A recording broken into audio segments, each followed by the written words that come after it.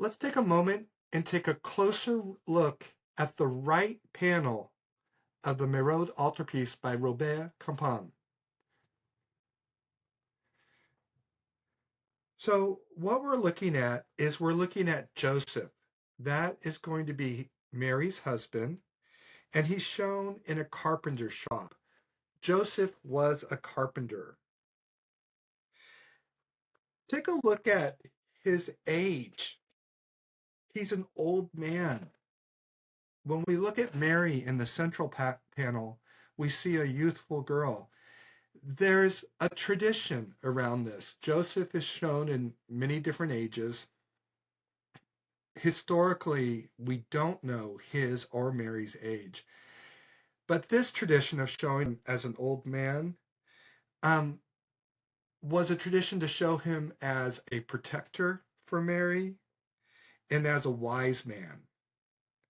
And so that's sort of a narrative that Robert Campin is creating for us. In this view, too, let's just take a moment and look out the window.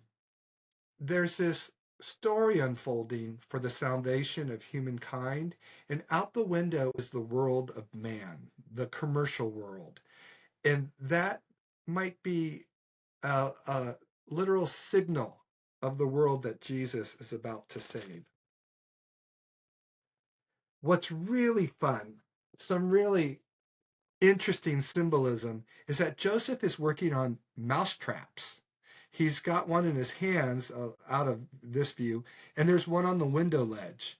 And the mouse trap became this popular symbol, this popular way to talk about the crucifixion of Jesus. And St. Augustine introduced this in his sermon 263. The cross of the Lord was the devil's mousetrap. The bait by which he was caught was the Lord's death. So we call this prefiguring. We're seeing a symbol of a story that is to unfold before us.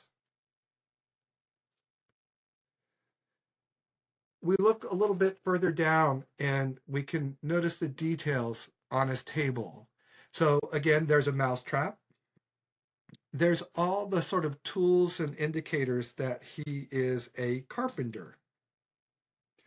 The wood, the nails are also a direct foreshadowing of the crucifixion. The nails might be used to nail Jesus to the cross. Look at that panel that Joseph is working on. It might prefigure this torture device that the Romans used for their prisoners.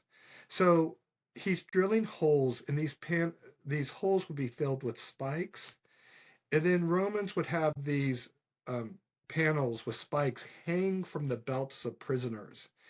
Then, as a prisoner walked, and these dangling boards with nails in it would hit the prisoner's legs, torturing them each step. And this was another event in what we call the passion cycle of Jesus.